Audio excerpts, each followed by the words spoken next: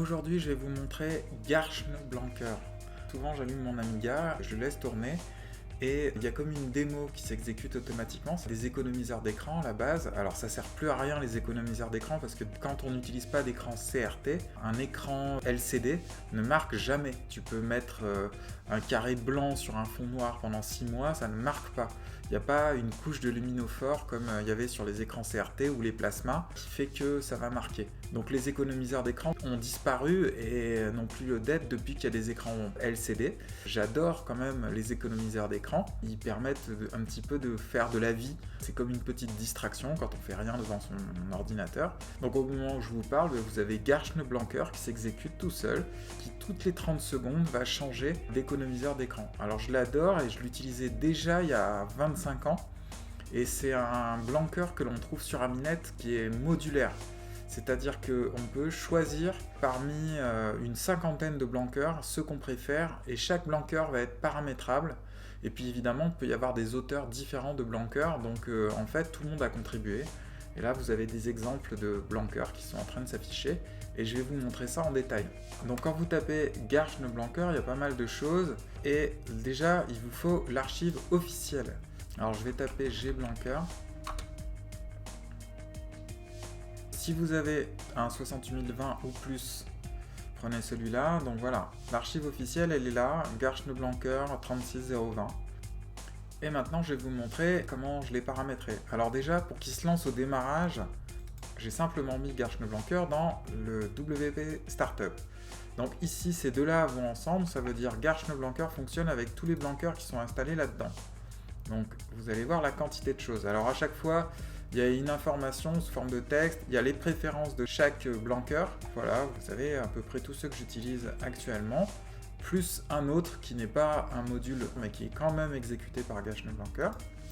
Et donc ici, je vous le lance, même s'il est déjà lancé. Alors d'ailleurs, à ce sujet, comment je sais qu'il est déjà lancé au démarrage de l'ordinateur? En allant dans Exchange. Quand vous allez dans Exchange, vous avez tout ce qui fonctionne. Par exemple, là, j'ai FreeWheel, c'est la molette de ma souris. Et Garchner-Blanker, il est déjà lancé au démarrage de l'ordinateur. On pourrait se dire, il va ralentir, il va faire planter. Je vous assure, il est hyper stable, il est très bien conçu. Ici, on a la liste des blankers qui sont exécutés. Et vous voyez que celui qui est coché, c'est celui qui est exécuté actuellement. C'est random qui va être exécuté. Et alors, si je clique sur info, random, ça veut dire que c'est un blanker qui va être choisi au hasard, et ce, toutes les 30 secondes. Alors comment ça se fait? Je vais ici dans Settings, en fait c'est les tooltypes de l'icône. On voit que Garchner-Blanker va se déclencher au bout de 3 minutes, donc 180 secondes, et que chaque blanker va se changer toutes les 30 secondes. Donc ça fait une vraie démo, c'est totalement aléatoire, et un blanker peut influencer un autre blanker. C'est-à-dire par exemple, il y a un blanker qui va faire des spotlights, et si par exemple tu as un autre qui fait un Starfield, tu vas avoir le spotlight sur le Starfield. C'est vraiment chouette. Donc je vous montre un petit peu chaque blanker indépendamment et les préférences que j'ai choisies. Xnow, donc là je fais préférences et vous voyez tous les paramétrages que je peux faire. Donc pour la plupart on peut paramétrer un écran. Donc ici par exemple je peux paramétrer une résolution dans laquelle il va s'exécuter. Donc là j'ai choisi par exemple haute résolution entrelacée et je peux faire un test ici. Voilà, donc vous avez des petits sapins avec des petits flocons de neige qui tombent et ça s'accumule. Alors sachant que moi, mon blanker il va s'exécuter pas plus de 30 secondes, de toute façon il ne va pas y avoir beaucoup de neige accumulée. Mais on pourrait mettre que celui-là si on veut. Voilà, donc hop, donc on peut régler toutes sortes de choses. Là je fais cancel, je vais vous montrer les worms, donc les vers de terre. Voilà. Ici, j'ai choisi de faire en sorte qu'il grignote l'écran actuel, mais on peut le régler différemment. Donc vous voyez que mon workbench se retrouve totalement grignoté. Et donc ici, il va grignoter le top screen. Et on peut quantifier le nombre de vers de terre, leur longueur, etc. C'est vraiment bien. Le fade, c'est quand tu fais un test, ça veut dire l'écran il s'assombrit légèrement. Alors c'est plus vraiment nécessaire puisque je vous ai dit que il n'y a que les écrans CRT qui marquent.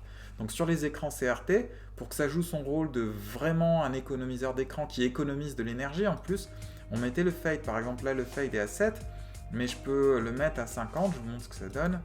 Voilà, on voit que tout est beaucoup assombri et c'est fait exprès, c'est un économiseur d'écran à la base.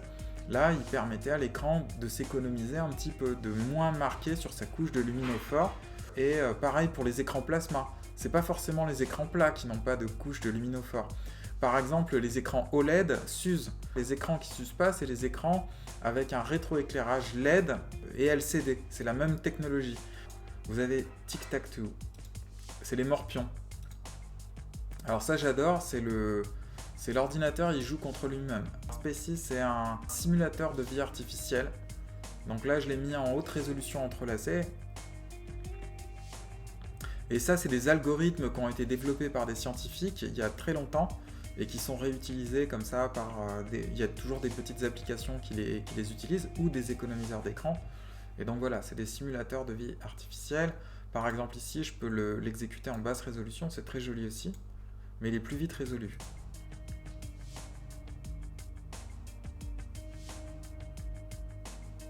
Voilà, on dirait que la vie a tout bouffé, on se croirait en face de l'humanité. Alors les spotlights, c'est vraiment génial. On a l'impression que le workbench est éclairé par des lampes lointaines. C'est vraiment super. Voilà. Bon, vous avez des starfields. Donc là, rien d'extraordinaire, mais on peut les paramétrer. Voilà, on se croirait dans une petite démo. Donc là, je me suis mis en haute résolution entrelacée. Donc là, un simulateur de neige. Donc un simulateur de pluie. Là, c'est les gouttes d'eau qui tombent sur des flaques.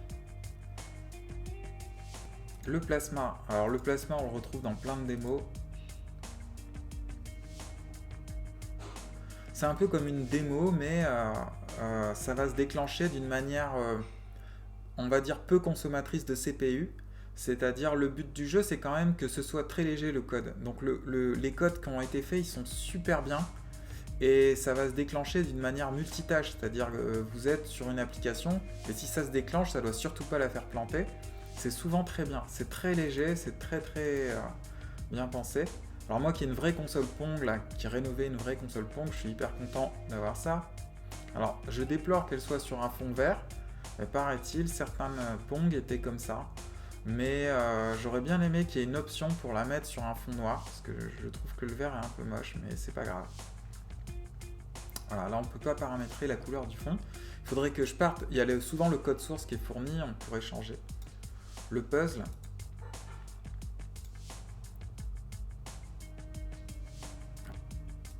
Alors celui-là est très subtil. Alors c'est peut-être pas très joli vu l'acquisition vidéo, mais sur un vrai écran c'est assez joli. Ça scintille. Un labyrinthe artificiel qui va être résolu. Voilà, donc là l'ordinateur cherche à résoudre la sortie, à trouver la sortie, et c'est sur fond de copper. Voilà, ce qui fait ces belles couleurs arc-en-ciel, c'est le copper évidemment. C'est quand même assez chouette. Et là aussi, alors pour chaque module, on peut avoir des infos. Et donc là, on a l'auteur du module, et puis effectivement, il dit qu'on utilise le copper pour faire toutes ces belles couleurs. Moiré, je me souviens plus. Ah bah évidemment, les lignes ou les courbes de Bézier, c'est le balai de lignes, c'est magnifique. Donc évidemment, ils ont le traditionnel balai de lignes. Voilà. Donc là aussi, c'est sur fond de copper pour avoir toutes ces jolies couleurs. Le Lego, donc celui-là, c'est un module que j'ai rajouté, que j'ai trouvé sur Aminet, qui est pas mal. Voilà, vous avez des Lego qui s'empilent. Donc je l'ai mis en basse résolution. Bon, j'essaye de choisir la résolution qui convient le mieux. Allez, un autre simulateur de vie artificielle. Voilà. Bon, vite résolu. Des chèvres qui grignotent mon workbench. On dirait un peu de la moisissure hein, qui me grignote le workbench comme ça. Ils ont appelé ça Goats.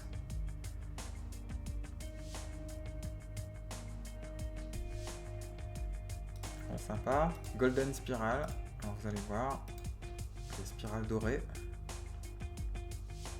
Voilà. Fireworks, c'est parti.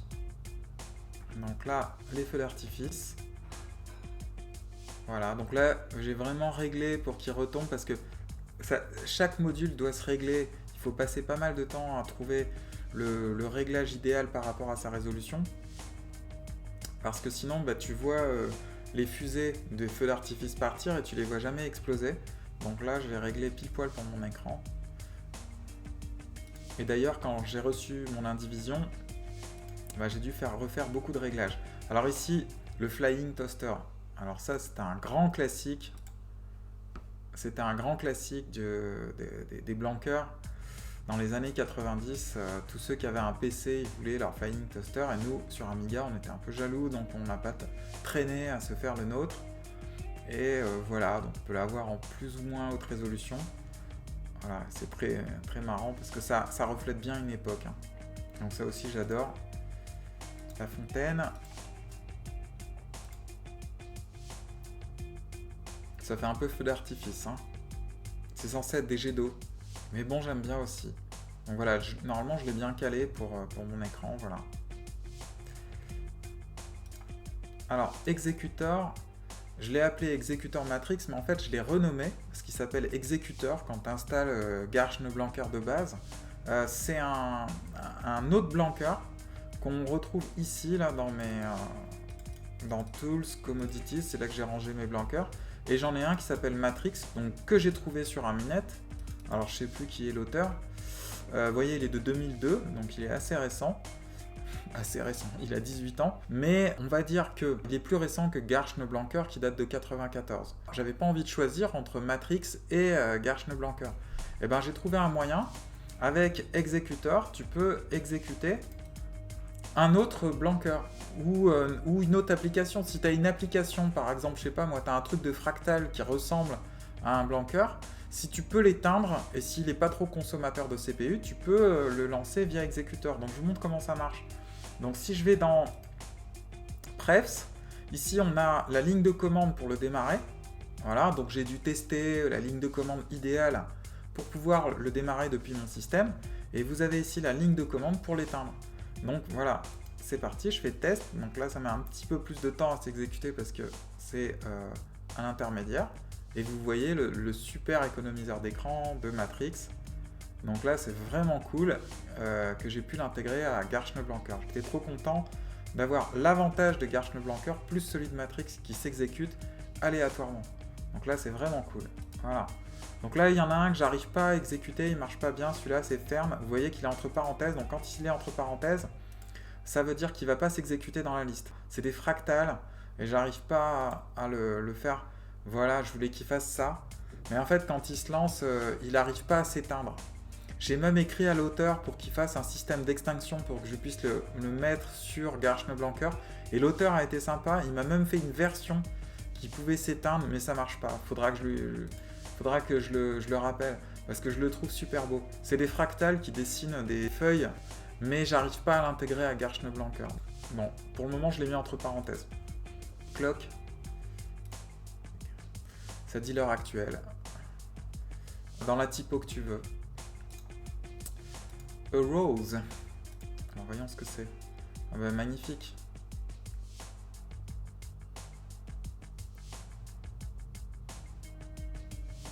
Voilà, c'est vraiment très beau, sur fond de copper évidemment.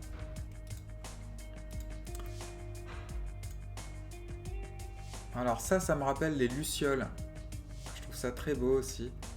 Alors moi qui ai beaucoup vécu à la campagne, les soirées d'été, t'allumes une lumière, t'as plein d'insectes qui tournoient autour de la lumière. Ça m'évoque un peu comme ça, la danse des insectes dans la nuit. Donc là encore, on pourrait dire un simulateur de vie artificielle et c'est plutôt bien réussi. Et E-Clock rebondit dans les coins, c'est vraiment très sympa. J'ai fait la tournée de tous les Blankers. Au bout de 3 minutes et toutes les 30 secondes, va s'exécuter un de ces Blankers et ils vont s'enchaîner les uns les autres et ça me fait comme une démo. Donc j'allume mon Amiga et tout de suite il va faire ce genre de choses. Et quand j'amène mon Amiga dans les manifestations, c'est vraiment sympa aussi parce qu'il s'exécute tout seul, ça consomme très peu de CPU. Voilà, j'ai fini pour la petite présentation de Garchner-Blanker. Je vous dis à la prochaine vidéo.